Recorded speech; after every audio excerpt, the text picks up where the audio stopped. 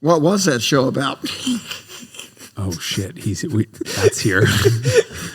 That show is about Randy Pobst. Who? Yeah. Who?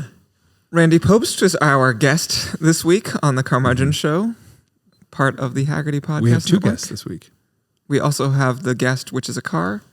We're going to ignore the Chizzetta Marauder V16T behind us. Then we just have one guest. Yeah, exactly.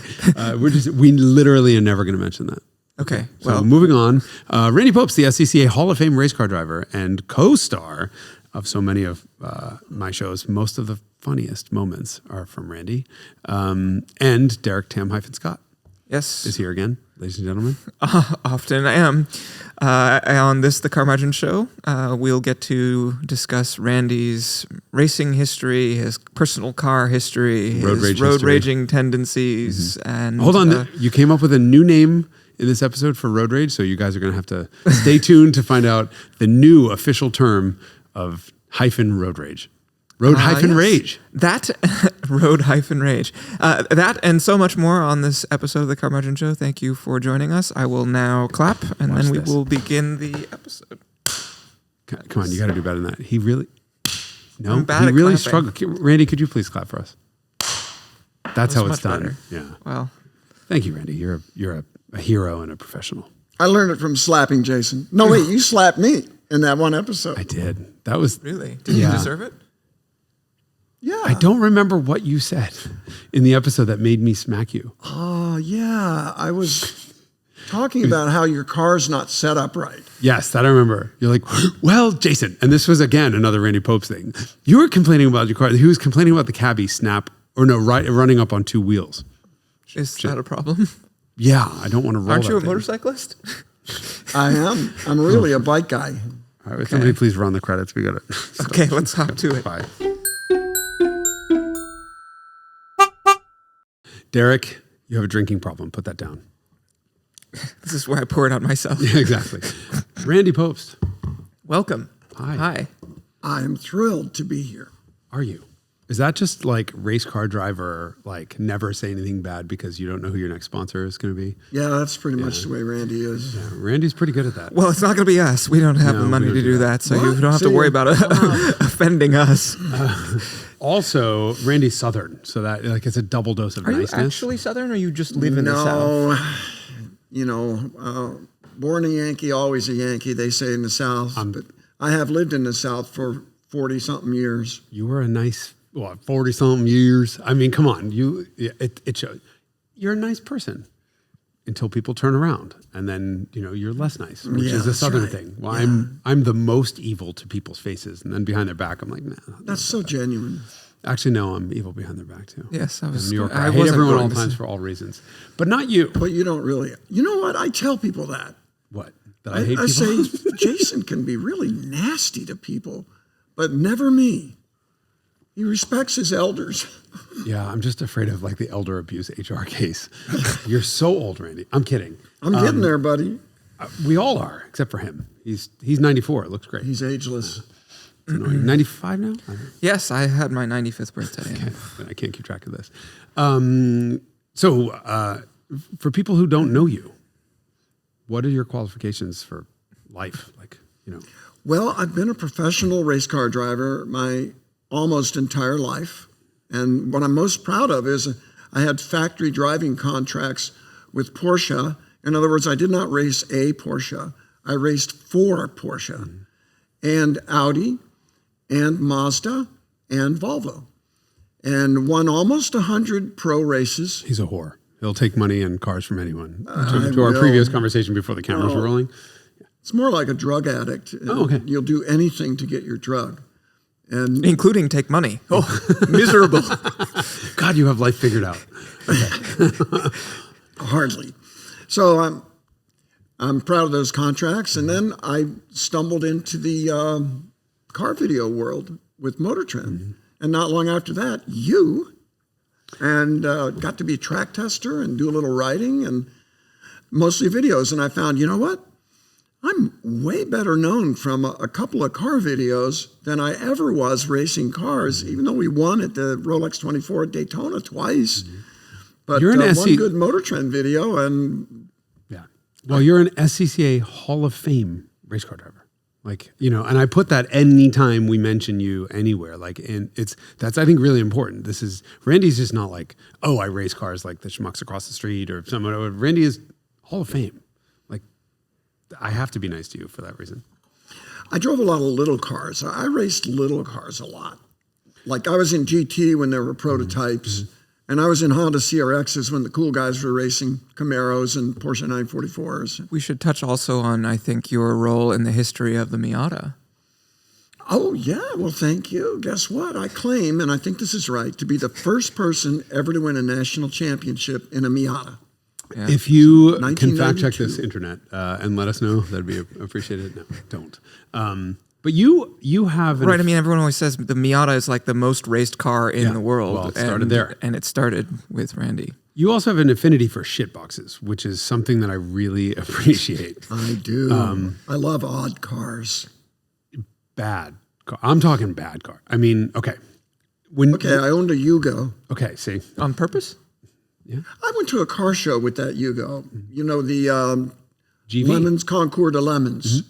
And there was one in Road Atlanta, and I lived just 15 minutes from there. And I drove the car there. And it's really quite nice. My Yugo, well, it's not mine anymore, but it's still in the family. One of my best friends owns it. I think it's coming back someday. But like the clap or herpes. It just never goes fully away, does it? Oh, I don't know. Allegedly. Looks the same to me. Your halo just flickered. Anyway. Look at him. Look at Randy trying to be demure. Okay, I'm Don't sorry. make me laugh. The reason I want you on this podcast more than anyone else is for you to just be you. Because there's Randy on screen who is hilarious. And then there's Randy off screen who is 50 times funnier. Yeah, and a lot less reverent. Bane of my existence. And I really am. Why can't I be funny on screen like you? You are funny on screen, but when you. Sorry, I couldn't even listen to that phrase without laughing. We tried to have Anthony Esposito here because I'm working with you for 10 years this year. Yeah. Anthony's been working with you for 13 or 15 or whatever. Something like that. He's the man behind the man. He's the one that makes us look like better versions of ourselves. Yeah. And we were talking about this, but he's on a plane right now, so he can't be here. We were talking about this. The amount of times that you ruin an entire setup where the entire crew loses it in hysterical laughter from something you've added to the script or some facial expression you make or whatever it is just innumerable. Almost always accidental. Well, the one, I mean, M3 versus Tesla, you saw this, right? Where I say, well, you know, and the fifth thing in the thing we're going to do in the list is tell you which one to buy. And do you remember what you blurted out? Yeah, I think I said you're either a right-wing nutcase or a left-wing, You can say anything on this podcast. I forget what I said. Libtard. Oh, a libtard. Yeah. Yeah, sure. Yeah, we say it on the radio shows. Yeah, exactly. All the time. Well, I love that I went through such incredibly great lengths to make this script like perfectly PC, offend no one, poke very gentle fun at everyone else, and I'm trying my hardest. And you still succeeded and got massively picketed, pitchforked, and flaming. You were a little loose with Jesus. But you were respectful. Loose with Jesus. You were respectful. You're the one who was like, well, technically God is almighty and whatever. That was your line too. You're like, I went to Catholic school. I can tell this. God's everywhere. So technically he did set the price. You went on this rant that was hysterical. I'm not sure I really loved you before you put that in the show. Because in fact, due to the concept of the Trinity. Here we go. The Lord Jesus, God, and the Holy Spirit are three in one. Since God is responsible, okay, you have to watch the show. You have to watch it, but he literally pulled this shit while we're recording. Well, this is what happens when you get educated or indoctrinated, I think is maybe sometimes the phrase that Randy uses as well. Careful. Sorry. Careful. Is this building lightning bolt proof? Yes, or we would have been dead long ago. Oh, somehow it's impenetrable to. I believe that to the Holy Spirit. I'm really glad you put that in. That was in the outtakes, wasn't it? It wound up in the outtakes. Yeah, because Anthony didn't find it funny. You know what? I believe this. I really believe this with all my heart, that the videos that you and Anthony make are the best car videos ever. Thank you. On anything, TV, or God forbid TV, but internet. It's because so there's great. actually underlying information and research Yes. as opposed to just words that come out of people's mouths. People that like cars trying to be funny. It's the thing about funny. You can't try to be funny. That's why I'm funnier when I'm not on camera. You're funny when you're not on camera because you don't manage your appearance when you're not on camera. Right? It's the race car thing. I understand the race car driver, right? You can't offend anyone and you never know. Truly, this is no insult at all. You mean the perception. You're not managing your reputation or external Exactly. You're not worried about, your next sponsorship gig so you can make fun of. So true. The first time I was ever in a car with you, am I allowed to talk about this? Well, you can talk about anything, Jason. It's ancient history. This was What did you say? No, it wasn't that You long ago. just said a 10 decade years. ago. That's I ancient love history. him. I used to like you. It was coming along well. Well, I guess I will That's see all myself right. out. I look in the mirror and I'm like, okay, ancient history. Go ahead. Oh. I'm trying to put distance between some terrible thing that you said and what he's about to say. We haven't heard yet. Maybe it wasn't terrible. All right, it was Cayman GT4. Okay. The first time we worked together, we filmed Cayman GT4 for Motor Trend at Streets. I remember that so well. Okay, so I got out of the car and I thought, this understeering pile of shit, I can't believe how bad it was. And I'm like, I'm not going to say a word because it's Randy fucking Pobst. So you get in the car and the first time you came through the back section of it, I genuinely almost shit. I seriously barely held the feces in because you came through those last couple corners so fast that I've been in cars with a million race car drivers. I've never seen anyone connect corners the way you do, and I've never seen anyone get in a car and their first corner ever be at 11 and a half tenths max attack and not have a moment, right? And part of the reason we work with you so much, other than you being funny and fun to work with and all this other stuff, is Good looking. blind, cheap, Willing to do anything for willing money. to do anything for it, yeah. Is you don't have moments in the cars, right? You know exactly where your limits are. You go slightly below that, and you make it work. So we're not writing off cars. You're not killing camera people, typically. And poor Johnny. Or stars. Or stars. I didn't mean that Johnny. It was just a name. Yes. Anyway, Cayman GT4. Anthony asked you to slide around a corner, and you came around, and the thing just understeered like a pig, and you got visibly frustrated. I'm like, Randy's human. Cool. And the second corner, and the third corner, and then finally, I don't remember where we were on track, but you started punching the steering wheel, and you're like, this fucking thing is making me look like a goddamn amateur. And I was like, Randy's a fucking human. Like, this is awesome. Very. Right. That car you saw red. And I was just so happy to see that side of you because I'd only seen this sort of produced, Precision, self-monitored. no wrong move. Yeah. That's so true. And it's a story that I tell people not Thinking about your last track day. Never mind. We don't need to tell that story. The last time you guys were on track together on a track day. He's bad. I was calm. He was the lunatic. What? When we did the track day in the E30? Oh. Here, let's go. Let's fire him up. It's like you take a dog and just rub them, and think it's psycho and then jump. I don't like to name names, but we did a track day and it was for novices and it was not a race. And this organization had forgotten that. Completely forgotten that. And specifically told all of the instructors and novice students, like, go for it and don't let anyone pass you. And it was an HPDE for novices. Kind of. It was and they turned into a race.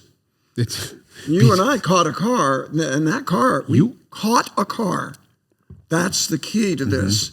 If a car catches you in a track event where it's driver's education just for fun, it's not a race. You let it by. Point by immediately. Yeah, and they don't require point bys. And this car did not want us to get by. No. This car started driving harder to try to keep us behind it, using its superior power. Rather poorly, I might add. To its detriment, I would say. That really, really pissed me off, and I was amazed at your restraint.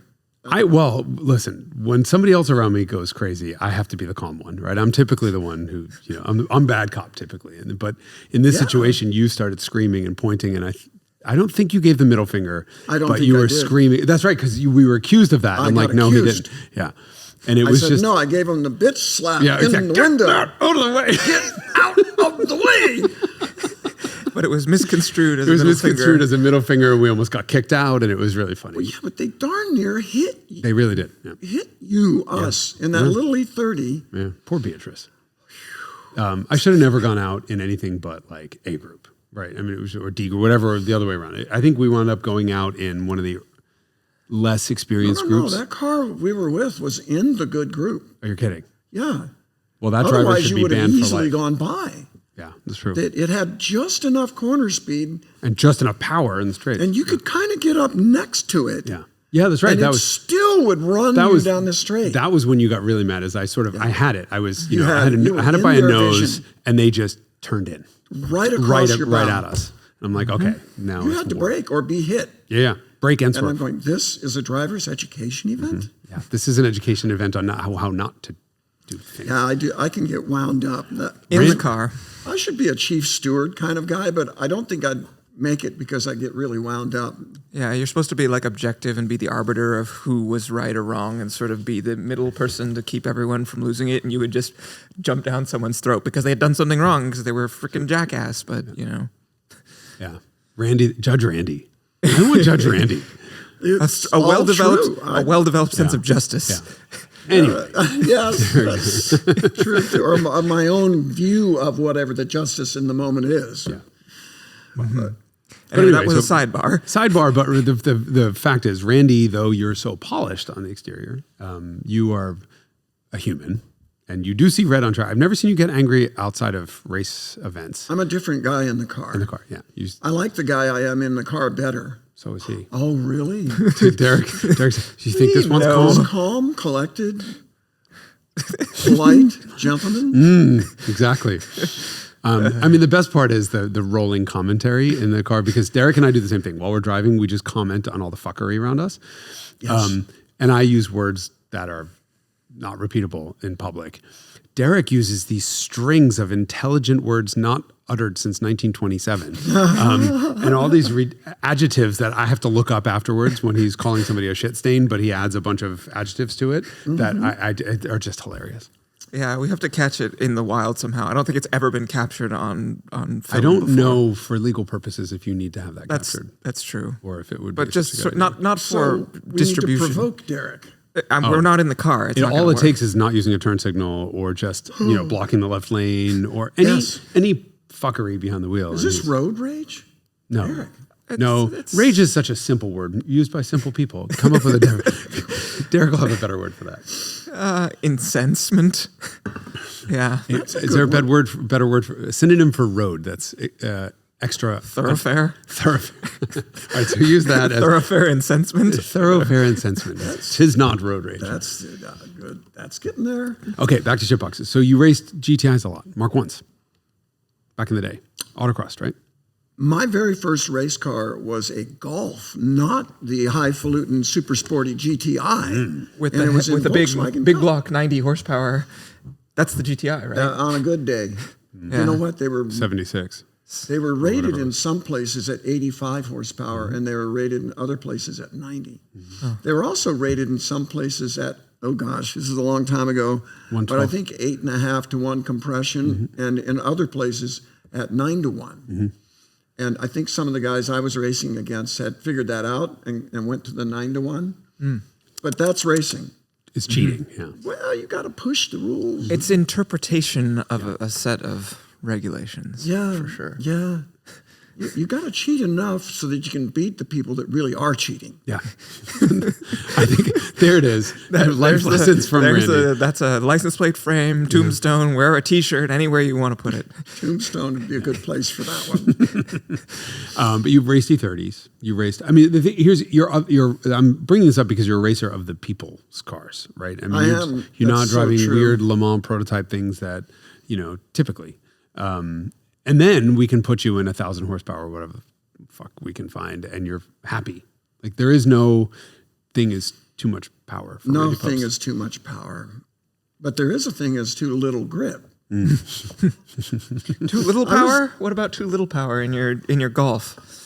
Actually, there's a strange thing that happens in track cars. When you have a lot of power, they're actually, in many ways, easier to drive. Yes. Because you have to slow down more in the corner if you're driving it properly to straighten up the exit. That's how I set the lap record at Laguna in the Senna, the McLaren Senna at the time. The one I drove, the press car, was so twitchy, loose, I couldn't carry speed through the corner. So I just calmed it down. I said, all right, this thing's incredibly powerful.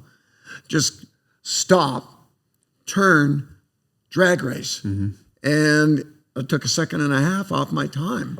Oh my God. Laguna Seca. That's was huge. For real. Yeah. And the small cars, on the other hand, are utterly the opposite. So unforgiving. Or not small. Low power. Right. Low power, the Miata is the best example, especially the 1.6. And you don't want to slow down. So go down the straights, it's not exciting from a power standpoint. But as you come to the corner, you go deeper, deeper, deeper, and you slow down as little as possible. And you go through the corner on the bloody ragged edge. They're like, whoa, I made it. And it's, in many ways, it's a bigger thrill than a powerful car is. That's why spec Miata racing is so competitive, because the cars are so unforgiving. You spend a lap getting back the speed that you lost because you made one mistake. Or you never get it back, Derek. You never get it back. Once it's gone, it's gone. You do. And I have data to prove this. That's impossible. I am so fascinated by it. So M3 icons. We had you go out in an M3 and an M4. One was a manual, one was an automatic. And the automatic, I think, was the M3 comp. And it is at Thunderhill, 2 Mile Thunderhill. Yes. Wouldn't give you a downshift when you're coming into the hairpin on the backside of the track. And I love when Randy, we don't usually put it in the episodes, but he curses or gets frustrated at the car. So you turn in, and you can actually, on camera, you can see your foot go down, like your knee go down, and then you smack it again down on the ground, and you go, you bitch, like this. and the other one from that one was the E30. Yeah, he's got a little bit of a cough, so if we're both sick, you know where it came from next week. The other one was with E30 when you hit the first curb and you seize the shock. I have the video of him. I'll have to dig this up going, holy shit.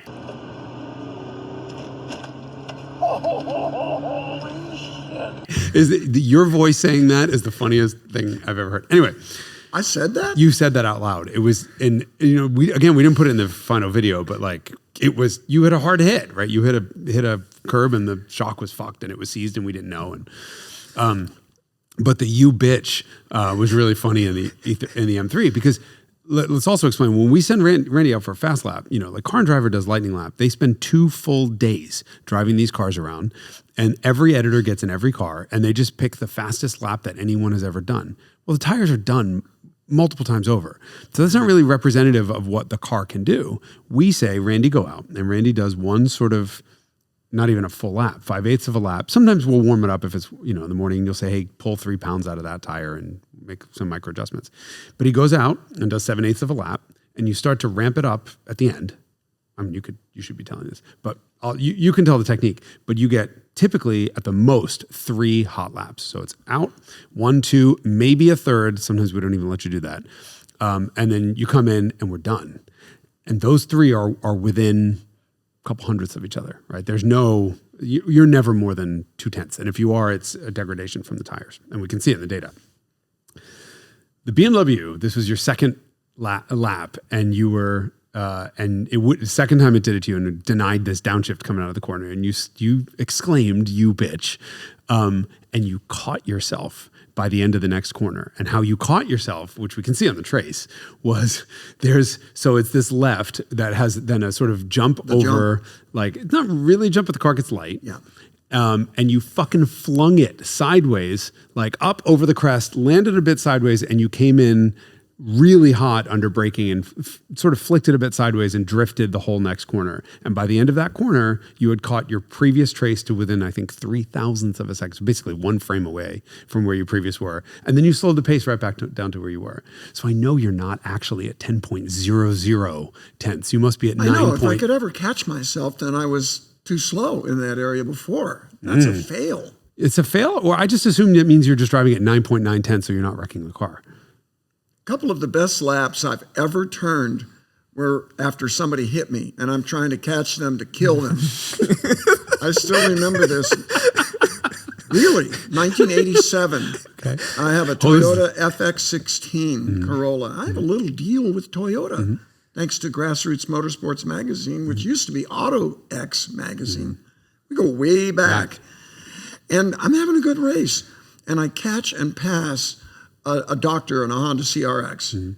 And right after I pass him, he tries to get me back in the next corner.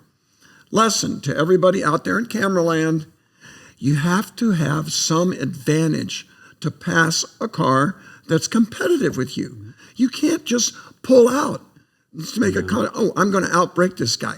No, you're not. If you don't have an advantage, it's not going to work. And it didn't. This guy, I saw his tires lock up in my mirrors. And he's on the inside? He sort of hit me in the back, knocked me off of turn 1 at Lime Rock. And he goes by, and I come back on, I'm going to kill that guy. And I drive what is pretty much one of the best laps of my entire career. And Did you hit him? I'm embarrassed because I should drive on that level all the time in a race. Yeah, but the car can't do it, or you can't do it on a sustained basis, or the risk is not, I mean, I don't know. No. I did it all perfectly on a level of intensity that I don't always drive at. I hate to admit that. And You're human. And I'm reeling that guy in. And I'd already caught him. Well, he knew it. He knew it. And on the front straightaway, he suddenly slowed down and pointed me by. That's a Hall of Victory, though, isn't it? Yes. I assume you wanted to fight to the death. Pit maneuvered him right into a wall, fatally. I didn't want to hit him in the wall. Really? Just into the time? grass. The time I wanted to hit someone in the wall Here we go. was I was racing an MR2 supercharged. It was I the very love this next year, story. I've heard it, I 88. think. And we're on a street course in West Palm Beach. And my wife, Linda, ex-wife Linda, wonderful, love you, Linda, she's driving and she's running third or fourth overall. She's a good driver. But there's an RX-7 catching her. And I don't trust that guy. And I almost got on the radio and said, just let that guy by, which she probably would have done anyway. She was an excellent racer. But they go by, he slowly reeled her in. They go by in front of the pits, and then I get cuss words all over the radio. He had tried her somewhere that was not a good pass, hit her, and she hit the wall hard. Oh, shit. But drove it in. And now we attack it with hammers and crowbars to straighten this MR2. The whole nose is like this, but the radiator is intact. Hoses, everything. And It's just italicized. The whole car is italicized. I like that. I told you, unnecessarily complex words. What was the road rage synonym? Anyway. We should shut up and let him talk more. No. By all means, please finish your story. I love this story. And the object of all the crowbars and hammers was for me to get back out, hunt that car down, and kill it. And so we got out there, and I did. And I caught the guy, but I caught him in a hairpin. I really wanted to put him in the wall. But there was a little bit of Sunday school when I was a kid and kumbaya, and I'm like, I might actually hurt this person. And that would have been okay, but it was late enough in the race, it probably wasn't the same driver. We switched drivers in a little 3-hour race. Anyway, got him in the hairpin, whacked him, spun him, but he didn't hit the wall. Okay. So we race, we go around, and the MR2, amazingly, is still the fastest car on the track. I had the pole. We would have won the race easily. And I catch that car again, and I'm not done. I've not done enough damage here. And I'm going by it. I mean, the guy wrecked my wife. Yeah. And we're going down the straightaway, and it's mirror to mirror. I got him pinched up against the wall, and he slows down, and I slow down. Oh, God. Because I'm like, I'm going to kill you. And then he tries to speed up. No, he just put himself right into my gun sights. And I gun it, and wham, I hit him again. Maneuver. And spun him, he didn't hit the wall. And I'm just re-wrecking the front of the MR2. But the darn thing, the radiator held, and we finished the race, but we were like 99th. So that kind of anger doesn't show up very often, but it did those 2 times. That's a long time ago. I mean, if you haven't had 75 of those events since, I think you're exonerated from like road rage. What about on the road? I used to road rage when I was younger, and now not so much because it's dangerous. The other person is probably worse and may have a gun in the glove box. Yeah, you live in the South. I think I'm usually pretty good about not road raging, but there was one time I had a Datsun 1600 Roadster that belonged to my buddy, and I was hauling a set of racing slicks to somewhere, and I had them tied on the back, and the rear window was all fogged up. You couldn't see through it. And I had them next to me, on a seat next to me, and no passenger side mirror, only driver's side. Remember, mirrors were optional in the 60s. Yeah, but you have no visibility to the rear or to the side, Yes. only to the left. Yeah. And I come up behind this, I think it was a New Beetle. I can't remember. Maybe the New Beetle didn't exist yet. There's a car going slow in the left lane. Now, okay, maybe I do road rage. Car's going slow in the left lane, and I'm behind him, and I can't go around him on the right because I can't see anything. Right. And I don't know if anybody's over there. And I road raged. And what I ended up doing was passing him on the left, 2 wheels in the grass. You paid for that shoulder. You paid for the pavement with your taxes. Yeah, well, the grass too, the shoulder. Ooh. Bouncing along with the slicks, bouncing on the back of the car. Okay. But then, hold on. Whether this is just aggressive driving or road rage depends on what you did next. Once you were in front, what happened? I just went away. Okay, that's not road rage. That was just you were merely solving a problem by removing someone from your existence. Yes. Had you continued by getting right in front of them and then locking up all 4 wheels and coming to a stop in the middle of the interstate, that would be road rage. Never. Okay. Not even a little bit of No, never? I'm sure I might get hit. You have tires that would cushion the impact. I don't want to open the door for somebody to hit me. I think brake checking is a really bad strategy for life. I agree. Bad move. Because You got to put the hazards on and slow down gradually. He's calm in his he's anger. thoughtful. He's thinking about cautious. this.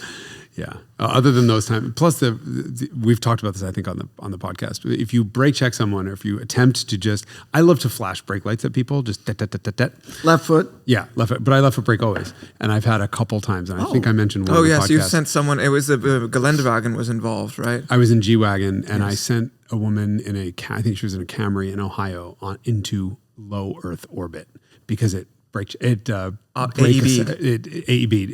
BAS, brake assistant. Oh. So it pulled the pedal right down to the floor and full ABS. Because what those Mercedes systems, what all the systems are looking for is a quick release of the brake of the gas followed by application of the brake. And I must have just pressed the pedal down enough to that it saw a spike in, I don't even know if it was looking for hydraulic pressure or just brake lights, and it just, and she just hit the brakes and turned the wheel and just headlights, didn't hit anything. And of course I had to get the fuck out of there because you don't want to be around a lunatic like that. But it was horrifying. I mean, I did not mean to do that. This is the problem with modern cars. One of many problems with modern cars. I could have just put the flashers on. One of many problems with modern society is that safety oftentimes now has become so safe that it's dangerous. That is a perfect example. How about warning lights, safety warning lights? You come up on a police officer or emergency vehicles at night. Mm-hmm. Those Wayland lights, they're now so bright. Oh, did he Whelan sponsor you? I like that you used the proper but I'm working name. on it. Oh, okay, He's Sonny a great Whelan. guy. So you never know. Whore. Yeah. I used to race with him. Great guy. But you know what I'm talking about. Oh, yeah. They're so bright, they're blinding. Yeah. Well, you've got boots on the ground, as we say, and you can't see. Right.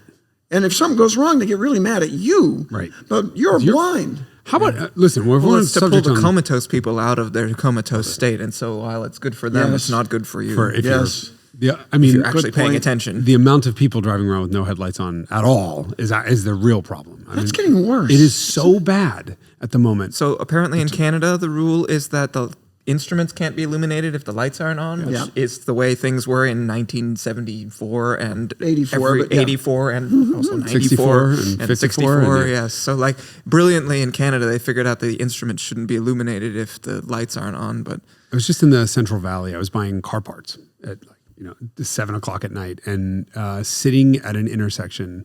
Probably 10% of the cars driving through, and they're all Nissans. So I think this is a part of California that's not particularly wealthy, and it's just a lot of Korean and Japanese sort of shitbox imports, and it was probably 10% of them had no lights on the outside of their car whatsoever.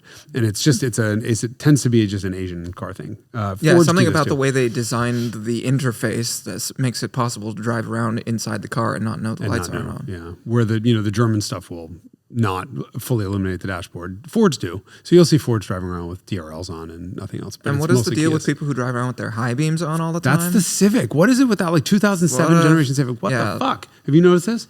Yes, and I know what has happened. Again, headlights are now so bright that we don't flash anymore. Yeah. Because we assume even when a car's blinding us that it's just the low beams on a Ford pickup truck. Right, that's true. Because they blind us. Funny that that I always same thing. Oh, fucking Fords. It's always Fords. Fords that have Ford pickups have the and absolute Teslas. worst. Teslas are now out of control with the lights too. They're terrible. Now, most modern cars are, and they're so bright that, again, they're blinding other cars that are coming at them. Right. And so people don't flash for high beams much. People are on anymore hair at all. triggers in terms of rage too. That's like how you get road raged into your grave if you flash someone. I've definitely had people when I flash them get like absolutely livid. In the United States. In the United States, correct. Yes. Right. In This Europe, does not it's happen. just No, communication. in Hey, Europe, it's something's like up. you're in the way or... I mean, you could also go lights off, lights on, lights off, Yes. lights on, and that's far less aggressive than a Yes, high beam to the face. I'll do that. I do I never that. thought of that. Yeah. Yes. I do that instead. If someone has no lights on, I'll do that to them. Except I won't do that in the e-Golf because I have really expensive HIDs and I don't want to burn them I don't up. want to burn the. You only get ballast out. so many light ups. Yeah, they just out of one of those. it's really hard on the ballast and all that stuff. Actually, I have attempted to wake up a person driving with their lights off. Oh, no. Never succeeded. Oh, I have. And I I've done succeed the all the time. flash and the on off and the honk the horn and the switch sign and Aim towards them. Yes. You do the same. Yeah, Yes. I position myself so that like I'm coming towards them directly at them. Yeah. Flash them and then on off, and then honk as you go by, and then I will often see their lights go on in the mirror. you could have Thus saving someone's saved life. a life. I mean, all joking aside about this, I am on a crusade. If someone around me has no lights on, I'm not gonna say I would stop at nothing, but I'll do everything in my power to get them to turn their lights on because it's so scary when you see, a dark colored car in pitch black What darkness. if they're not coming at you and they're if they're in the number 3 lane and you're in the number 2 lane on the highway? Honk, try anything to get their attention. No lights, and they roll down the window. You have no lights on. Yes, I do. And meanwhile they're getting a suntan from their gauges being they're in the daytime daylight setting. mode. Yeah, it's 90% of the cars on the road. I'm going to say 90 to 95% are Korean and Japanese Of cars that are driving around with lights off. It's Yeah, so it's some design terrifying. issue. Yeah. I have another theory too, that a lot of lights now are automatic in modern cars. So Yep. people are expecting them. I've done Yeah, this exactly. actually. Yeah, they're not It's conditioned. just expecting them to come on. Well, and the other thing you'll find is people who valet park their cars because they leave them in auto mode, and the valets will always turn them to off because they have that delay feature. And valets are always like, I don't want the lights to run out and the battery to die. And so you'll see people pulling out of valet facilities, one after the next with just DRLs on, which means no lights, no parking lights, so no lights in the rear or the sides. But this is just, it's a design flaw that's easily solved. If the headlights aren't on, the gauges shall not be lit. Well, with modern digital clusters, though, you end up with this situation where the gauges, if they're not lit up, you can't see anything at any time. Well, then they have to have automatic headlights that are not overridable, like Tesla does, for example. Like Tesla, you can turn them off as soon as you put that car in drive. If it's dark out, they're back on. You have no way of chasing down pedestrians in dark alleys anymore. I mean, I long for the old days, the good old days. Is that Brooklyn? I think it's Brooklyn that made you like this. I decline to comment. I don't know what you're fucking talking about. Keep it. I made fun of you for being Southern, so I guess you have to make fun of me for being. I kind of am Southern. I moved down there when I was 14. Yeah. You're a Southern gentleman. I mean, I moved out of New York when I was 15, so clearly the New York stayed. Wow. Imprinted early. Well, they say that's when it really happens. Yeah. But I would call you a Southern gentleman. I mean, you're well-mannered, you're soft-spoken, you're polite. You're polite to people's faces. Not in the race You car. hated me at first, and I knew it. I could see right through your little facade. What? Oh, yeah. The Range Rover. Well, you can be a persnickety. Persnickety? Mm-hmm. I gave you a can of spotted dick on that shoot. Which you made a joke about. That was really funny. Because remember, it had a refrigerated center console. Yeah, that's a British food product. Yes, exactly. And I stuffed it full of like ridiculously British things, like spotted dick. I thought that was fantastic. That was funny. The problem was I was racing you on Big Willow. And do you remember this? I put you in the Range Rover Sport. Look at that face. That's the face of a very angry man. And I was in an Alpha 4C. And the reason we did this was because Range Rover's claimed Nürburgring lap time was to the second identical to the Alpha 4Cs. And I thought, well, then fine, no problem at all. If I'm in the 4C, if I'm in the Range Rover, I was in the Range Rover. 4C, you were in the Range Rover. We should be within a second or two of each other, and we should be able to film together. It's coming back to me. And I stupidly didn't advise in advance. I told you I would let you pass, and then I didn't. And I didn't tell Randy what was really going on, which was that as soon as he did get ahead of me, I was literally veering off the track as fast as I could into the dirt to cut through the center of the track because I'm in an SUV. Why am I on a track in an SUV? It's stupid. And we didn't tell him this. And I saw the in-car footage of you in the 4C, and you were not amused at all. Yeah. No. Yeah. Unpredictable people are dangerous. Yes. He is unpredictable. He is out of control. Meanwhile, it was all sort of planned in advance, and this was our stupidity. Anthony and I came up with this thing, and instead of just telling you, we wanted your reaction to be real, and man, did we get it. Because when you're doing film or video, basically they're stunts. Yeah, we're stunt drivers. And everybody's got to be really responsible and predictable. Right. And a lot of, wannabes are not. Mm-hmm. I've done actually a little bit of movie work and seen some incredibly dangerous, scary driving. I mean, that's why you run a tight ship on your shoots in terms of like getting cars back in so that their paths never intersect and that nobody's turning until they visualize what other cars are doing, and stuff's not happening at speed. There's just a lot of good housekeeping to keep things. We try. I mean, I think we have a really good rapport when we're doing so when we're in Horse Thief, like a lot of the times when you're seeing drift, like tandem drift stuff, we're on Horse Thief, which is pretty treacherous because there's a lot of big bumps in it and they're huge drop off. So you go off and you're hurting the car. And I'm always concerned that I'm going to fuck up and you'll hit me because you don't typically fuck up. If one of us spins, it's more likely to be me than you. And you just know where to go because you've just been there. Right? Yeah, it's the You're more implicit likely knowledge. to get the drift though. And oftentimes I'm a little mad at myself because I think I'm a little too careful, but I like to run on zero defects. I know you do too. Yeah. Never scratch a car. No. And we're close. We've Close over all these years, very close. Knock on wood. It's been. I mean, no, we've never I crinkled metal once. That one of the first shoots. I was trying not to bring that up. I don't mind. I've talked about GT350. That car was. But hold on, you thought I was absolutely at fault there, and then I spun it again the next day when you were chasing me in the Dodge Charger cop car. When you said, "I'm going to be 3 inches off your bumper, do not spin," and I thought, no problem at all, and spun it right off the track, ripped 2 tires off the wheels, if you remember correctly, because we didn't have enough air on the tires.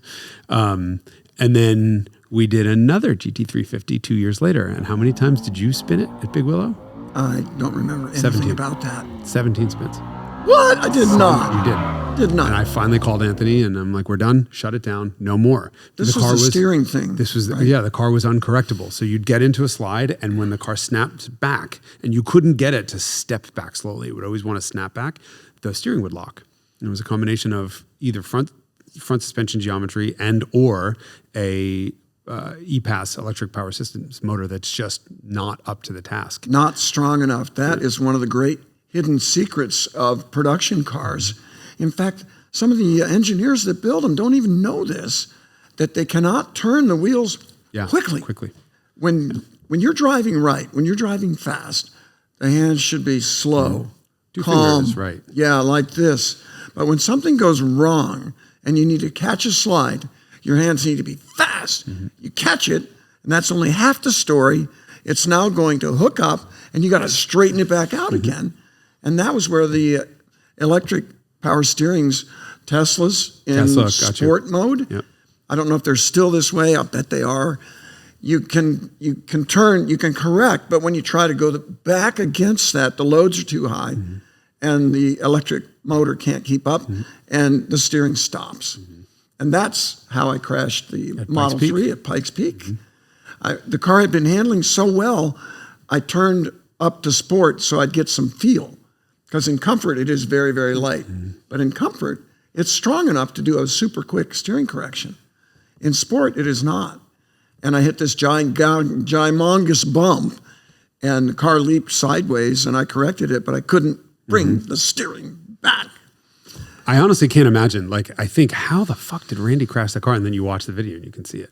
I mean, you were in, and then you just didn't correct back the other way. And I know you. Not fast enough. Not fast enough. Yeah. I wanted to go this way, and I ended up going that way. Which was right off. Yeah. Yeah. All part of the adventure, though. I mean, this is what again, modern cars every so often. But there's old shortcomings. Old cars run out of hydro boost too. Yeah. Right. That was it. I used to autocross. But in the normally 80s. you would, I guess you would accommodate for that in some fashion if you're going to be regularly using the car that's your own for that purpose. Well, I think the other biggest difference is you had a far lighter weight and skinny tires. So even if and slower steering ratio with a bigger steering wheel. So it's just the recipe for you have more leverage. Technique. Right. So, I mean, one of my cars runs out of boost. I don't even know, but you feel it. It starts to get heavier and heavier. And you can pull right through it, but they're 2,500 pound cars. 80s Toyotas do that. Absolutely. Yeah. I don't think BMWs do. No. Nor Porsches. Well, BMW has, annoyingly, the cars that have the best steering feel with electric power steering also have this problem the worst. And the reason why is because the smaller the motor, the more feel that comes through, but then the more likely you are to run out of assistance. BMW has a standard of how many degrees per second anyone needs to be able to turn their steering wheel while parked. So when you're stopped, that friction of turning the wheels is the greatest it will ever be. And so they will bring in secretaries and assistants and young kids and anyone to try it. And they have to be able to... Small armed people.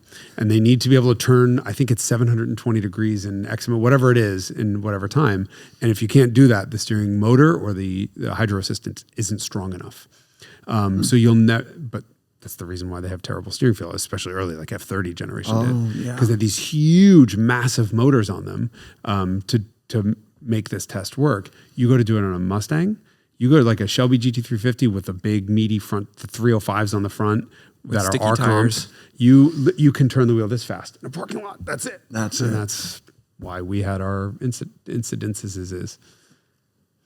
It was adjustable, though. It was better in comfort. It was better in comfort. The Mustang was too. Maxed out the motor at some point and just couldn't but do you it. have to deliberately do that because we have everything else in sport or race or something, and that's work. Yep. That was another thing on the Tesla where I got in trouble was you had to put it in track mode, then you have to go over to steering and move that over to comfort. Kind of a pain in the butt. Yeah. Car was handling great until it hit a big enough bump. That launched into the air. It went crazy. All right, so filming, what's your favorite part of it and what's your least favorite part of it? My favorite part is when we become Hollywood. When you and I do what do you call it, dialogue. I love like the stand-up dialogue stuff. Yeah, I love getting to be like a movie actor. I really do. And I love the driving. I mean, I'm just totally addicted to whatever those juices are that flow when I start working hard enough. Man, I can feel it. And so I get that opportunity when we get to Hot Lap, which I really, really like. It's my favorite parts. And getting to meet all the cars and get experience in them. And sometimes you meet ones that are really great, but oftentimes not. I mean, modern cars at the limit are all pretty good, right? Is there anything that we've done the last couple of years that surprised you badly? Well, yeah. Well, what's going on, and something I've learned from this magazine work we've done, is that handling on the sporty models more so usually comes down to one human being who determines whether or not this is okay. It's still a human feel. I think it's not easy to get those numbers out of a computer, whatever that seat of the pants feel is. Well, some humans like twitchy oversteering cars, especially British I was humans. just going to say, well, McLaren, what? McLaren, Lotus, Jaguar, famous for being twitchy, especially more like 10 years ago. Is that like the F-Type R? Yeah, fair point. And the big sedan, I don't have those memorized very well. XJ. I mean, I would call it dangerously assy. twitchy. Really? With the controls off. Yeah. And which leads me to another story, which is kind of fun, about the C8 Corvette. I drove it at a press day when it was new, and mid-engine is new to this generation of GM engineers. And I found that entering a corner fast, it had trailing throttle oversteer. It would snap sideways. They have a track alignment that a lot of our listeners probably know about for the C8s. It's like 3.5 degrees of negative camber in the front, but stock is like 0 or 1. And no big adjustment in the rear to no, match? in the rear as well. Okay. Not as radical, but yeah.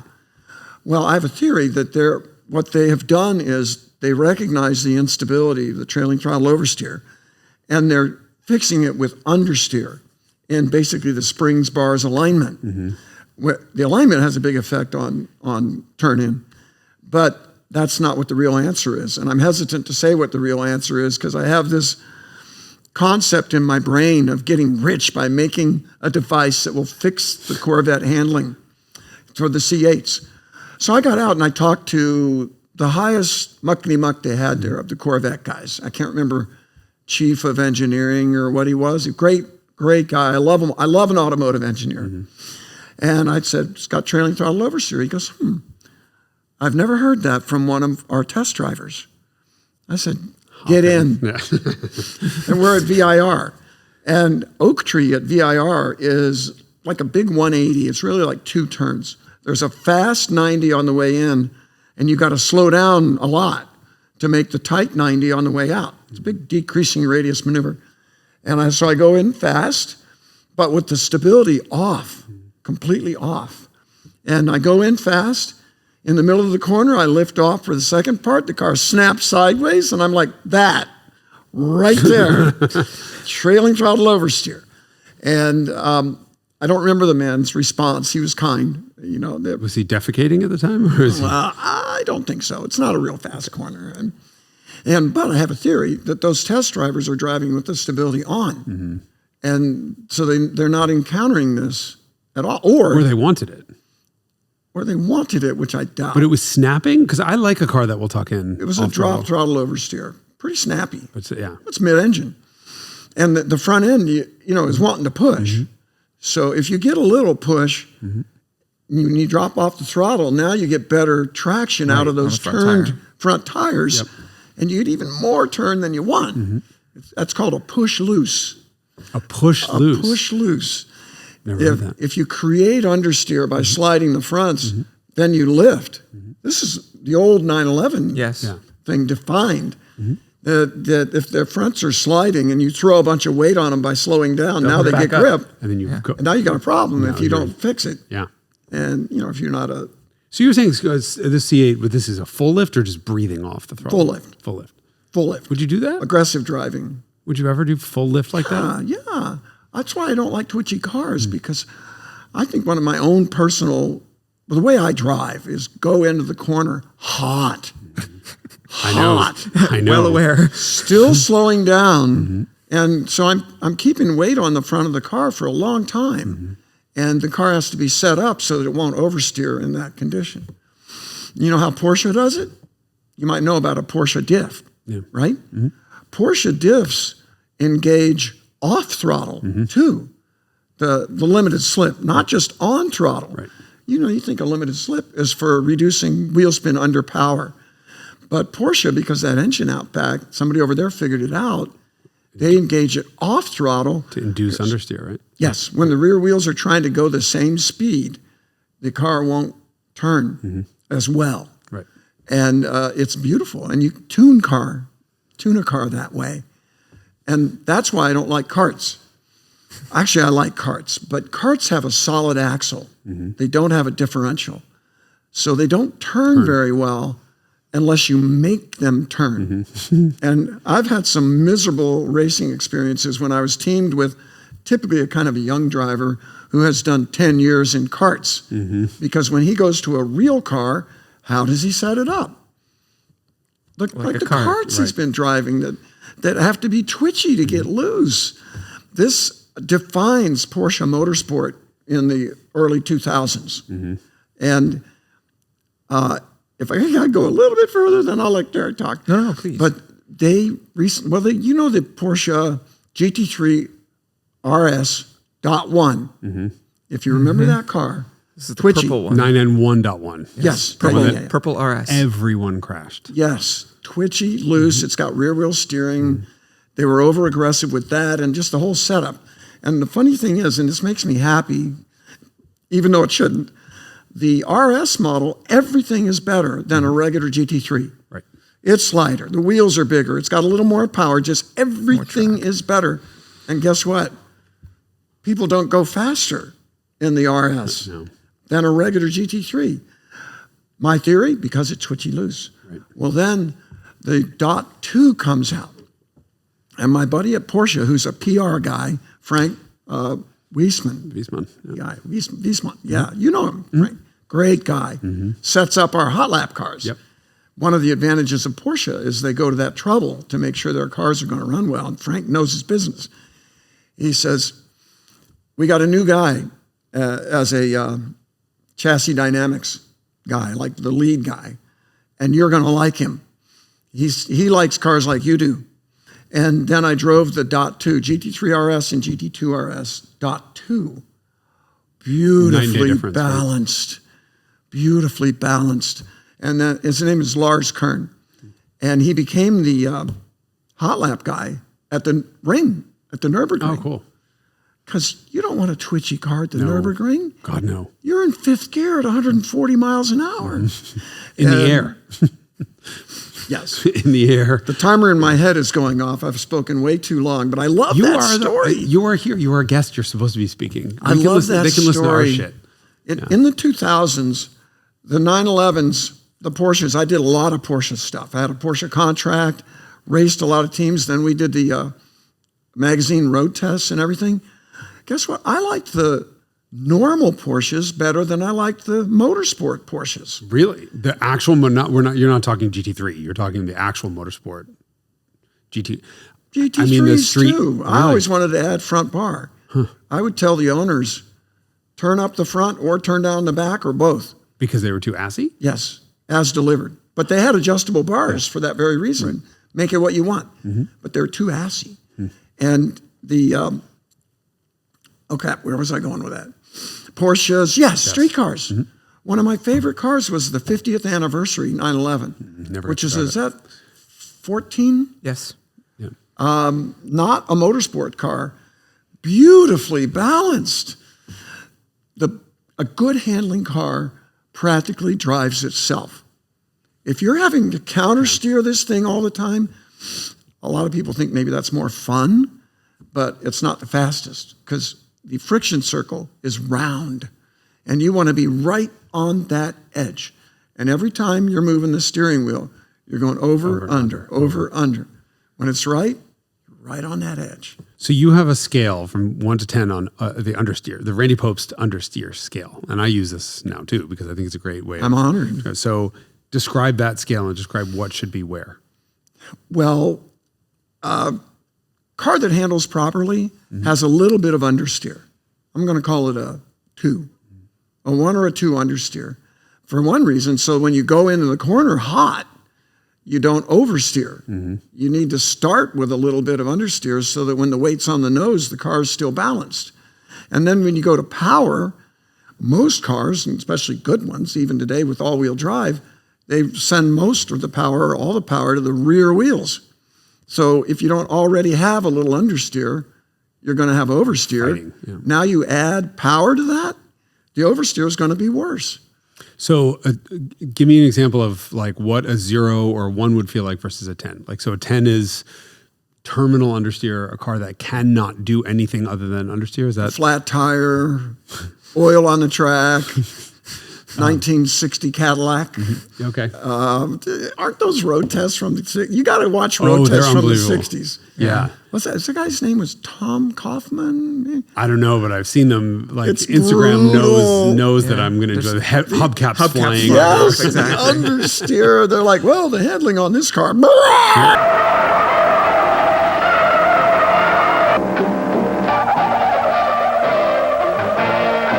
Oh, it's almost European in its control. And I like, what are you doing? Anyway, that's a 10. that's a 10. And what's a 0? A 0 is where the wheel's straight. So When you're you going turn in around and the then corner. you're at 0. Steer the rest of the way. Yeah, and I know you like a car a little more loose than I do. You certainly drive a car more loose than I do. You had the very interesting experience of seeing me at Sonoma in Beatrice with the rear bar disconnected. So this is my E30. It was not my track day. It was there for a friend.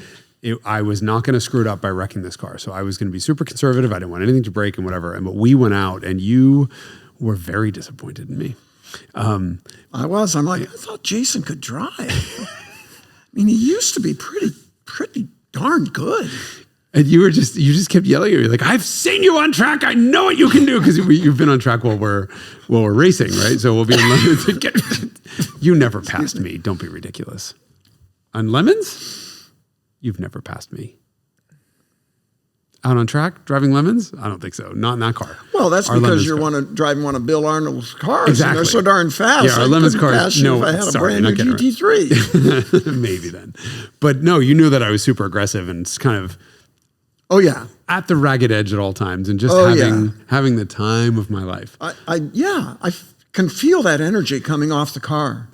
You always say that, like you could spot me from 3 corners away. That's Yes. got to be Jason. Yes. Yes. But in Beatrice that day, I've never driven an E30 that understeered like that. It was horrendous. I was not able to drive around that understeer. I couldn't do it. And it was because you wanted me under braking all the way to and past that apex. And I just didn't trust that I was ever going to get this car stopped. It just wouldn't turn. And I thought, well, there goes my biggest unfuck this tool, right? So if I'm coming in too hot and I know I'm going to understeer way offline and missed my apex, well, I'll just lift or drag front brake and tuck and turn it into a slide. And I have all this arsenal of tools that I use when we're filming to get the car where I need to get it, because obviously I'm not that good. I come in too fast, I come in too slow, I do whatever. So you have to have this tricks to get the car where you need it to be at the attitude and the angle you need it to do. And that my primary trick, which was to throw the car further into the corner, was gone. And I'd lost all confidence. I couldn't do it. It was wild. And it was wild to watch you drive that car afterwards, because you were like, oh, you're right, it sucks. You were able to be far more patient and trustworthy and get around it. And then finally, You have to just wait. Yeah, it sucked. Yeah, it's not fun. It sucked. But then I put the bar on. You get that level of understeer and you are out of tools. You're just stuck. You're stuck. You just got to slow down and wait on that front end. Yeah, no thanks. But then for the last session, I put the bar back in, and you're like, okay, I see what's going on. You just suck at driving around that much understeer. But that, I figured that was probably a 7-8. Like, it was just terrible. I've driven race cars by very talented drivers who set them up that have 2 or 3 oversteer. Oh, no. So at the apex, the car's already on the back wheel, and I'm not on the power yet. And I can't get on the power until it settles down enough that I can add another load to the back Traction of the car. demand, yeah. Yeah, and it was frustrating. Lotus Exige V6 Cup. That was probably a -4 on oversteer scale. So like -4 on understeer, which means it's like a +4 oversteer. Yeah. That car was for me to say this, uncontrollable. I couldn't do it. I had to slow so far down that I just, no thanks. KTM crossbow, Really? super loose. Are those adjustable in setup? So you could hypothetically dial that out. Yeah. And the ones I drove, that had already been done No. for a press day, Here's a question for you. but they were still loose. The guys were like, well, you should have tried them before we adjusted it. Ariel Adam. Also British. Where the Brits love their loose cars. Give me like an Aston. The Brits love oversteer. I'm fine. It's because it's greasy and mossy all the time. Yeah. I mean, it's mossy. Everything. That was the line in my V12 Vantage S 7-speed manual video. It was like, it's mossy and slippy all year round. Everything's molded. Just slide around the mold. Talk Carrera GT. Oh. You've experienced these quite a bit. Beautiful car. Probably one of the best, most exciting street engines ever. Really, really good shifter. The shift knob is one of the most beautiful ones I've ever seen. Definitely take a look at the shift knob in a Carrera GT. The wood GT. one, because you could get it with carbon as well. Yes. And I was around when that came out. What year did they come out? In the mid-2000s? 04. So I still had a very close relationship with Porsche at the time. And I had a friend who bought one. And he was very generous. And he let his friends drive it. And the first day at VIR in the Carrera GT, it's beautiful. And I had ridden with this guy. He used to have a 911 Turbo that was one of the best, it was definitely the best handling 996 Turbo I'd ever driven. I don't know what the secret was. I even talked to his engineer to try to find out. And I'd ridden with him and he drove well. It's beautiful. I rode with him in the Carrera GT and I'm like, man, what's the matter, Jim? What's the matter with you? I thought you could drive. I don't think I said that to him. And then he says, hey, my buddy wants to drive this car. Would you ride with him, please? And I'm like, sure, you bet. And his buddy was an SCCA racer, spec racer, wins spec races, pretty good driver. I didn't know him. We go out in the Carrera GT, and it does not feel good from the passenger seat. It's not carving corners. It's left, right, left, right, left, right. And we get out on a straightaway. At VIR, there's a long back straightaway, and the driver was not afraid of the gas pedal. Oh, no. And I'm watching the speedometer. Cars like that are so fast, those analog speedometers are really moving. And it's just like, burp, burp, burp, burp. And I'm watching it swing past 150 near the end of the straight. And the driver's scared, even though he's on the floor. And he's holding that wheel so tight. And Carrera GTs have very, very little steering play, none, zero. And super quick steering response up front. And the car's changing lanes. And I'm watching the speedometer crossing 150. And we're going from like center track all the way to the edge of the grass and back. And I'm thinking, if we drop a wheel in that grass, we're going a long, long, long way. And we survived. And I'm like, easy there, brother, easy. We survived. And I went over to Jim. I said, Jim, do not let your friends drive this car. And it was super reactive steering, high power, and I think maybe they tried to compensate for the super reactive steering by making the car understeer more to try to get some stability. But it was not a predictable car at the limit. It was good up to about 80, 85%, but near the limit, very, very difficult car to drive. So this is one that I'm still trying to figure out, because I was doing a spotlight video back in the day, which was the predecessor to Revelations, on CGT, and I called you and asked you this, and I think the word you used to describe its limit handling was diabolical. And I thought, not good. And then I talked to Larry, who I work for, my boss, and he was like, no, I drove them back in the period, and they were totally right. They're totally fine. But you had said didn't you spin one at Laguna? Or came close to speed. You drove one that was... I spun Jim's car at Daytona. And the impression I have with my memory here is when it was backwards, the brakes didn't work. The ABS was giving me no brakes. So it was rolling backwards with me on the brakes, but it's rolling. And I see the tire wall come by. Oh, God. I missed the end of the tire wall. And... pardon me. And I didn't hit anything. Oh my God. But that was just a gift from the track gods. Right. Sometimes they gift us, sometimes they don't. Yeah. And that's also what happened the very next day at VIR on that first weekend. Maybe I shouldn't name too many names here, but the car ended up going backwards into a tire wall. Oh, really? And wasn't bad damage, but a bumper cover was $25,000 in 2004, if you can get it. Right. And that was why. I mean, I understood. It wasn't bad driving. The car was that car. But the same engineer that set up that 911 Turbo, they went to great lengths to improve that car. Track tires helped. Sticky tires helped. They changed the wheels to be able to run those. And it was better, but... So if I asked you to set a hot lap in one at like Big Willow? No, thanks. Really? Okay, Big Willow, that bumpy turn 9 and what were they, 600 horse, I think? Yeah. Yeah. I don't. That's the first time I've ever heard you say no. I wonder if there's variability car to car. I mean, or where they're just people are not driving fast enough to know the stuff that Randy knows. Larry slid his around all the time. I mean, just slid it around for photos, and we have them. And he said, "Yeah, I'm smiling. Never spun it. It was just a pussycat." And then I have a video of some Formula One driver's son who was driving one for a German review back in the day up some Alpine pass and just drifting it around the whole, like it was a front engine rear drive Buick. Mustang. Yeah.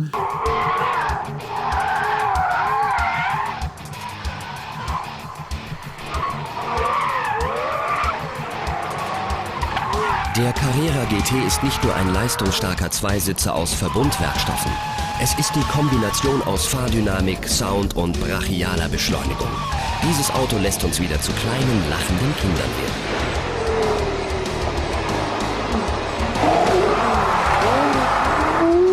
It was wild, and I thought, I just can't figure this one out, but I've not. Is that the only one that you've driven in that way?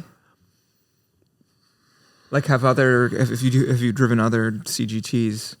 As I recall, comments from colleagues, racers who did like press days for Porsche in those cars had similar comments to me.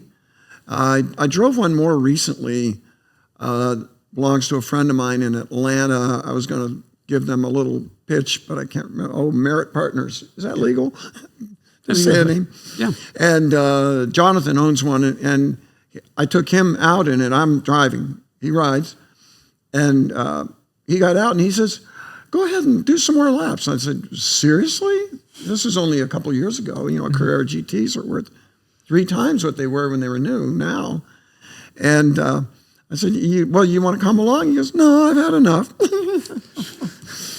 But I drove it 89% because the value of it and the respect I have for the guy that let me drive it and my former experience. And maybe I should bring up Paul Walker, we know, got killed in one as a passenger. Right. I want to point out, not the driver. Paul was a very responsible driver. He loved going fast. But he was very responsible. I worked with him on Too Fast, Too Furious. You were his coach, right? Driver coach? Well, driving instruction for the whole movie. Cool. So I worked for Tyrese Gibson and Devon Aoki, the stars of that movie. Cool. That was a lot of fun. But they talk a lot about the old tires on the Carrera GT that wrecked with Paul in it. And I really think that the car was just kind of twitchy, and they were probably driving way too fast on the street and lost it. Yeah. What was your experience don't at know. 89% in more recent times when you were lapping? Yeah, it was nice. It was nice. And I didn't want to push it. When we were at Road Atlanta, too. Yes. Which is a really fast track. Yeah. You don't have, like, small problems at Road Atlanta. They're usually big. All right, one final question. You have unlimited funds, unlimited choice. You have one track car, and that's the only car you're tracking for fun forever. What is it? I think it would be a Chisetta V16T. We haven't even talked about what's in the background. Everyone just ignore that. It just happens to be here. I mean, It's sitting right there with the words. And yes. Oh, okay, wait a minute. Okay. Wow, people ask me questions like that a lot. Bitch of a question, isn't it? Yeah, and usually one car pops in my mind right away, and it's totally trite and pisses me off because I want to have some sort of exotic car that nobody knows about. I have this inside secret, and my recent favorite track car is a Porsche. I knew. GT2 RS. 2? Really? 2. When I drive a 2, yes. Drive a 2, get out of it, and get in a 3, I'm like, Where's the beef? torque? Where's the beef? You know, I don't. Derek, you ever hear that expression? Yeah, Clara Pell. What That's company Clara was Pell, that? Wendy's. Was it Wendy's? It And was that's the Wendy's, name of yeah. and that's the name of the actors. Yeah, but you know a lot about the old days, He was there. like Jaguars in He was there another in the life. 20s, in 1927. Yeah, and so that car is just so beautifully balanced. Do not modify it. I want to encourage all our listeners to not modify GT2. A lot of people are like, shit. Well, I'm going to have to change my plans. Go this to driver. afternoon. You know, everyone loves to Track alignment, yes, but otherwise, Nothing ever. The first mod everyone always forgets to do is the driver mod. They forget to go get trained and to figure out how to drive these things. And so you go to a track day and you're in an E30 or a Golf or whatever, and you're, you know, or Miata, and you're faster than all the guys in the GT3s and GT2s. It's just an embarrassment for you know, I can't imagine being an engineer who set up that car and then go to a track day and watch somebody in a stock ND2 Miata like up the ass of a GT2 RS. But that's what happens. that's what At happens. least they're out there trying. Oh my God, Mr. Brightside. Yes, fine, sure. We didn't even talk about any of Randy's personal cars. Oh, go for it. My personal cars are embarrassingly humble. I have some. I said you liked shit boxes. I have some. Yeah, I do. Well, I like expensive, fantastic cars. I just can't afford them because I've never been that good at making money. Like That's why I was in little cars for a long time. I raced in the Firestone Firehawk series. Thank you, TC Klein Racing, for starting my career. And people are like, oh, well, you know, you had to develop. I'm going, no. You need to get on the phone and call people and chase rides. And I didn't do much of that. And so it was a long time before I got into big cars. Where was I going with that? Daily. Your cars. Oh, the dailies. Oh, your my daily cars. and your cars. Yeah. My cars, well, here's a cool thing. I have more race cars than I do street cars. That tracks. They're humble. Literally. They're humble. I have my very first race car, that VW Golf, that I won at the St. Petersburg Grand Prix with it. Then I lost because I tangled with a guy and they penalized me. Then I got home and my brother had recorded it on his VCR. Video cassette recorder. Okay. Yeah, good. my brother was very techie in 1985. And I watched the video, and it was on the evening news, and he just happened to see it. I mean, we didn't have video in cars back then. And I go, that's exactly what happened. I'm right next to that guy, and he drove right at me. And so 3 months later, I won the race again. Oh, nice. In that car, I own that car still. I bought it back 25 years ago, and it's being restored in Denver, the VW Golf. Not a GTI, not that fancy GTI. Not the fancy pants GTI. But it's going to have it's got a lot of upgrades. So, you know, once you work on your VW track car, it doesn't matter if it's a GTI or a Golf anymore, really. I have a really nice 77 Smokey and the Bandit Trans Am. Yes, you do. That my friend Nathan Amaral built in his garage. And it's not a race car yet, but we just put an AccuSump and a better oil cooler on it, and it's going to be tracked. Well, you did that because you popped the motor, right? Was that what happened? Didn't it? No, but we damaged it. Because even with a good oil pan, we found that it would starve in corners. And Nate was with me, and we watched it. Watch Get in the corner, and the oil pressure just goes bloop. And he's like, eh. And we hadn't heard it or anything. It was only momentary, and I was sensible.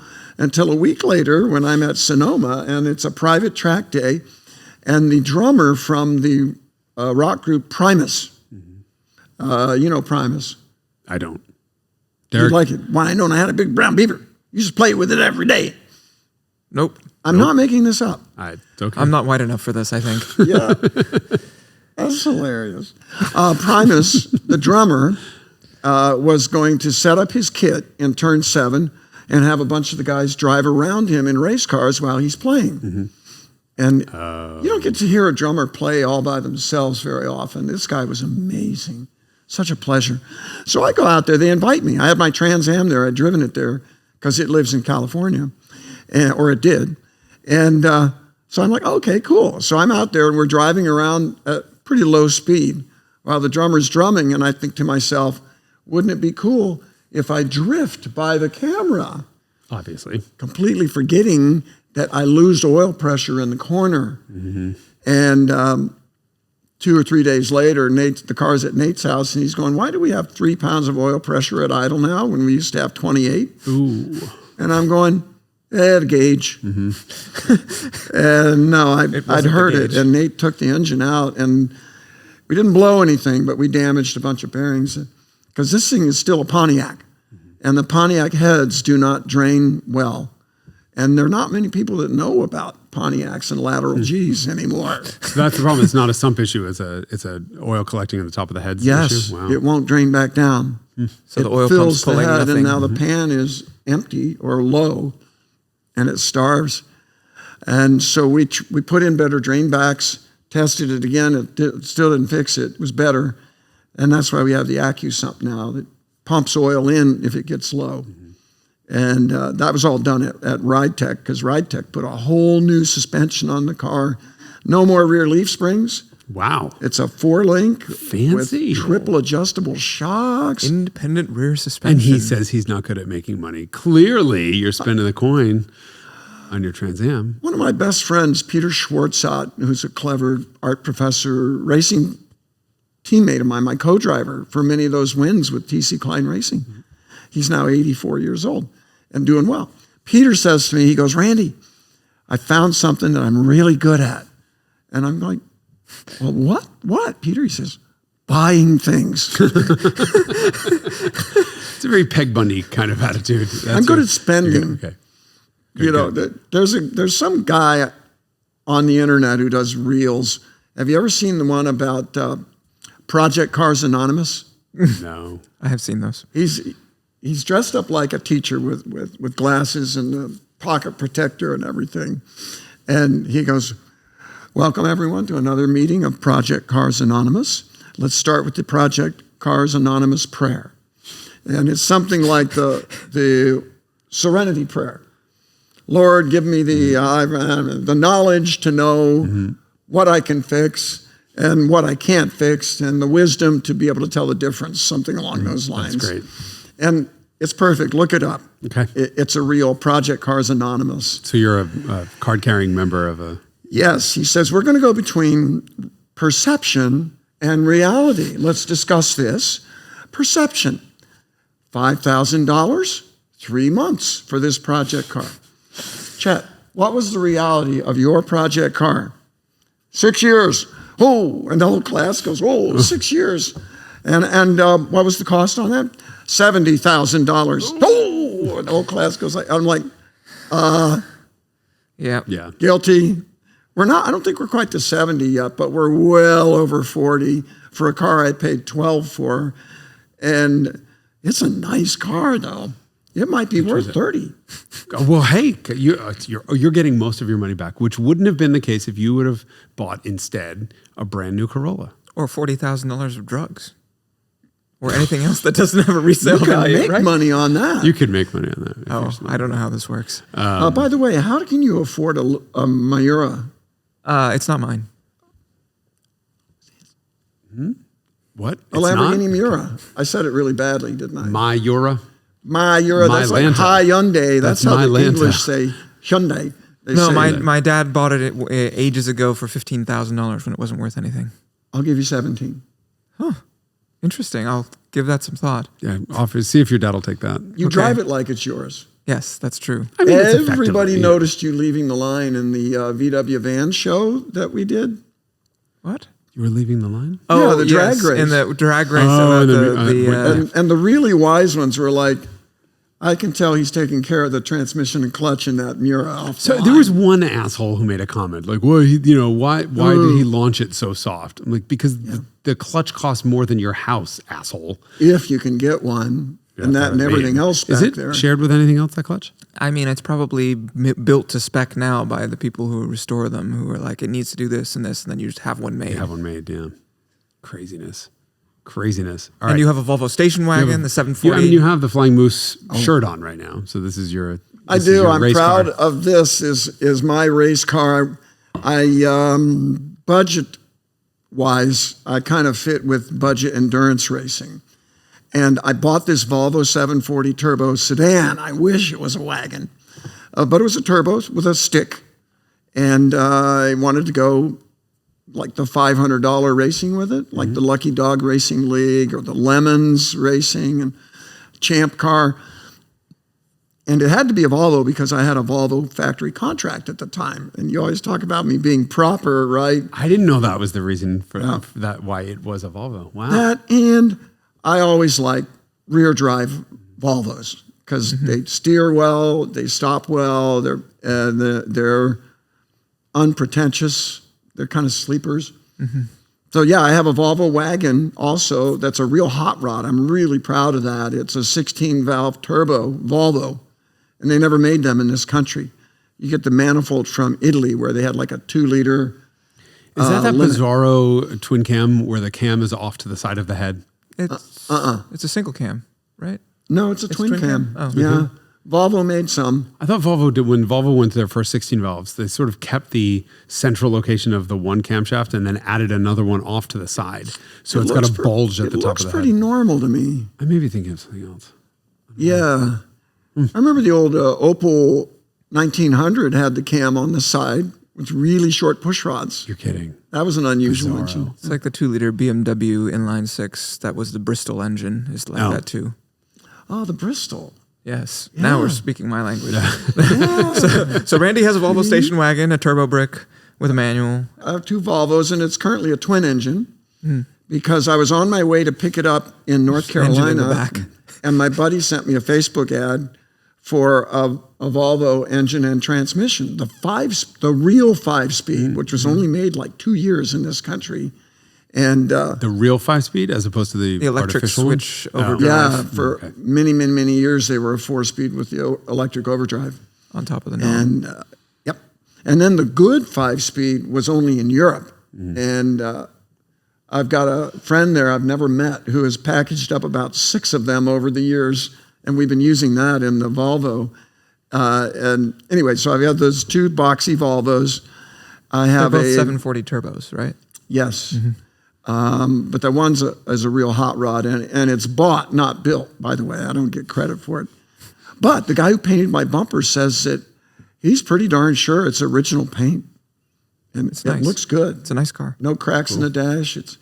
It's cool. Clutch has been slipping ever since I bought it. So someday I need to fix that. I'm guessing you don't drive it all that much if it's been slipping for years. Okay. Right. Well, so I insure it with Haggerty, and I'm not even lying. I probably don't put 50, 100 miles a year on that car until I went to get the bumper painted. That was a longer trip. Because the guy's 2,700 miles away. No, my 500 miles was all in 2 days. Okay. But I picked up the engine. I went there. I wanted it so bad. I went to the guy's place, and he was a super cool guy that used to race motorcycles, and he was putting an LS in his 240 wagon. And the 240 is the more cool one. It's more popular. I prefer the 740s 740s. strongly. Do I'm a 740 guy for sure. Oh, man, my brother. I got a brother right here. And so the guy I bought it from, when I was leaving, he's like, man, we're twin sons from a different mother. But we're not. We're like the twins in the movie where one guy gets all the good genes and the other guy gets the bad genes. Danny DeVito and Arnold That Schwarzenegger. poor guy. So clearly you got the good genes. Yeah, he was amazing. But he had the lift set up just right so we can get the engine and transmission into the back of the Volvo wagon. Oh, nice. And it's sitting upright. I stuck some wood blocks in there. So now I have Volvo under glass.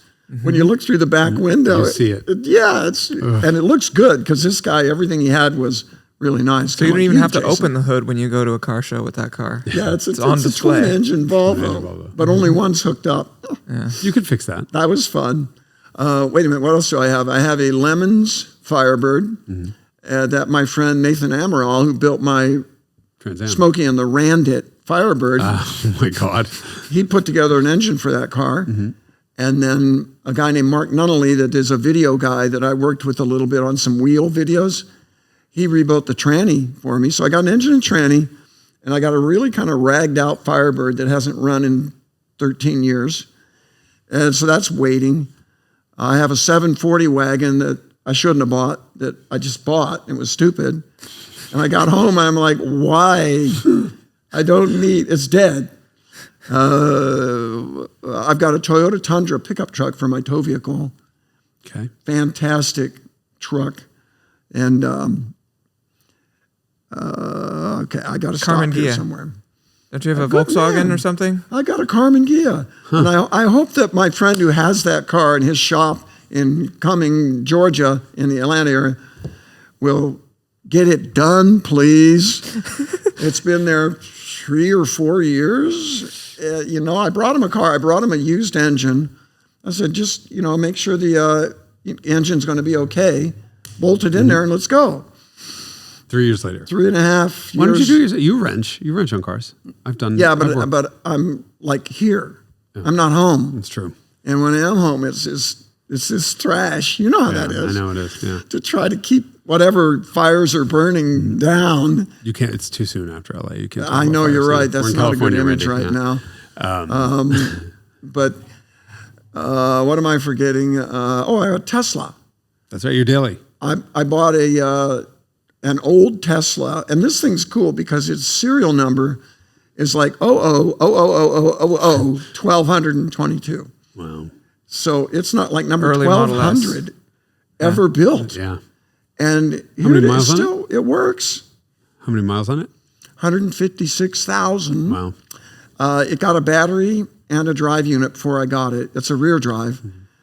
And I wanted it because, especially, I guess it's been 2 or 3 years ago, electric cars are so common. I wanted to learn about the electric car experience. You like your e-Golf so much, even though it only goes 80 miles. What a Tesla cunt he is. I'm If sorry. that. No, it was averaging 140 before I ruined it with wheels and tires and amps and subs. And I whatever. thought that, wait a minute. So hold on, I have 2 of them. The first one was rated 83 miles. Thank the second you. one's rated 125. Okay, so the I'm not 83 crazy. mile car averaged 97. The 125 car averaged 140. And what does it average now? 83. 106. 106. It is really hard for me to imagine you getting good electric fuel mileage. I did until I put the big sticky tires on it, and then I just started going. I just started driving it like I drive everything else. But actually, my driving style is actually conducive to really good fuel economy. Like the Because you never slow down. Well, exactly. The And acceleration wastes fuel. 2026. So originally it was 2328 was the Scirocco's 1.8 liter, EPA number. That's since been revised down. I think it's 2026 or 2025. I've averaged 29 miles per gallon on that car over 27 years, and that's with a 2 liter and cams and everything else. So even though I drive like an asshole, allegedly, You take that car on long trips. but long trips I averaged 39.6 cross country in the Scirocco. And that's, again, a 2 liter that I built. So who knows what is going on inside that thing. Wow. It gets really good gas mileage. Wow. If something about my driving style. It's because we talked about how CIS Volkswagens go super lean at high RPM. That's why. There you go. That's right. We were just discussing that, and it's Well, true. he's not using any fuel because he's always at high RPM. That's not the case. I Yeah, put a we used to long race cruising those. 5th gear in it. And anyway. I'm sure I'm forgetting some cars. And most of these cars are not home.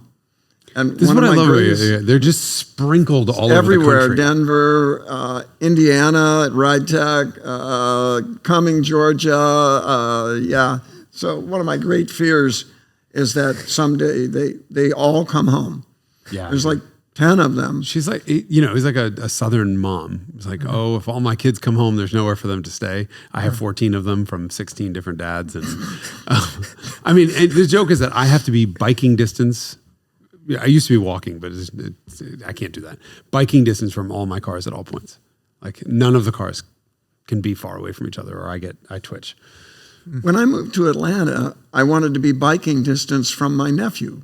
Okay. I think that's cool. You have That that is cool. same Yeah. analogy. Yeah. Biking. I can bike to here and I can bike to my warehouse from my house. No problem. Super easy. But it's also partially out of necessity. Like, oh shit, something broke. All right, I need a car. Get in a bike and go get it. Yeah. Luckily, it doesn't happen too often. But The bikes I have motors, engines. yeah, I can't do that. You two have that in common. The motorcycle. I have thing. like Motorcycles, 13 yeah. of those. I mean, people always say we should do a bike Mudgeon episode, but there's just, I don't know. Here, I'll leave. You guys can talk bikes. That No, would I be think fun. we're wrapping this episode, right? We should have probably 45 minutes ago. I know. I figured I'd just make that worse for you guys. No, it's okay. It's good. Listen, It is a pleasure to have you on on. this show finally. Thank you very much. Anytime you're in the Bay Area, I would love for you to come on and talk more. Man, we need to get you thanks and so much. Anthony so you can really talk shit about me, which is what I thought was going to happen. I think I don't think you we could should gang do up on that, me. Jason. Why not? I think it's funny. Yes, I think it would be worthwhile. The audience would enjoy it. You have seen me at every single one of my worsts through the last 10 years. Filming is stressful. It is, it is what it is. Jason, you can be a bitch, I am the but bitch. you are an amazing talent. See how Southern in he is? so He many starts with a ways. compliment. Thank you. Calling you a bitch was not a It's compliment. true. A compliment. That's your New Yorker thinking that was a Yes, compliment. exactly. That's not a compliment to the rest of the country. But okay. Don't Don't make cough. me laugh. Do not give us your COVID. Don't make me laugh. But Well, thank you. yeah, just watch the shows. Yeah. A lot of And, effort goes into Revelations and Icons. I get to be on Icons and Drag Race, and they're incredible. You want to stay for filming for Revelations? The car's already here. Yeah, sure. Yeah, see if we can. But the research and the car knowledge that you have or you get beyond people. So many times commentators, even guys with lots of views, they're kind of funny, but they say things like, "Good. This car is so good." That's cotton candy. I love need some Randy's nutrition. hatred of the word of good. Is I that the do. best you can come up with? Good. Yes, exactly. I'm Angry Randy's my favorite person on the planet. Yes. I'm kind I of quite agree. elitist about that. You should be. Angry Derek is funny too. You should angrily go and hit the stop button on the cameras or something. There's this fantastic book called How to Win Friends and Influence People, written 100 years ago by Dale Carnegie.